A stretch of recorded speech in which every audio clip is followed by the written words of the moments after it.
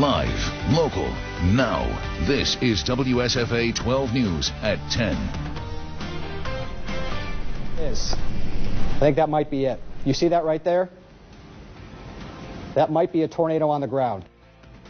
It was a year ago today that powerful EF2 tornado ripped through downtown Wetumpka. Tonight, team coverage of what that community has been through and how they've gotten back on their feet since then. Good evening. Thanks for joining us for the news at 10 tonight. I'm John O'Connor. You just saw a little bit of our coverage when that tornado did touch down and inflicted so much significant damage there in downtown Wetumpka, completely leveling the First Presbyterian Church.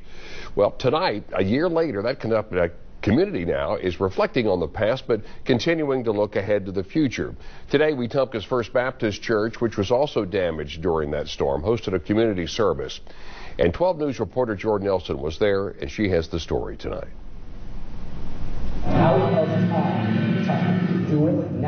Today marks the one-year anniversary since an EF2 tornado damaged homes, businesses, and churches in Wetumpka. It was just very shocking. We just never thought we'd ever see a tornado in this area. The storm packed winds of 135 miles per hour and injured 4 people. And as bad as it was on that January the 19th of 2019, the opportunities that we've been given because of that to allow us to improve, to be the best that we can possibly be. The storm caused over $8 million of damage. Over $5 million of that was uninsured. Now the mayor says that progress is happening slowly, but they're pushing forward. At this point, we are probably about 85% cleaned up from the tornado. Every day we miss something that we had not accounted for. We didn't meet that threshold of getting federal assistance. So we're having to do this on our own. Over the past year, the community has come together to rebuild. People from our community, from surrounding communities, from out of state, just come and help clean up. And anything they could do to help, it's been truly a blessing. And buildings can be replaced, but people can't, so we'll continue going on. Thankfully, no lives were lost during the storms, but today residents are still in recovery. Jordan Elston, WSFA 12 News, Wetumpka. We mentioned that First Presbyterian there in Wetumpka was among the most heavily damaged buildings, and after a major cleanup, that church is being rebuilt right on the very same location. It's expected to be completed later this year. The police department there in Wetumpka also destroyed during the tornado. That new building is expected to be completed next month.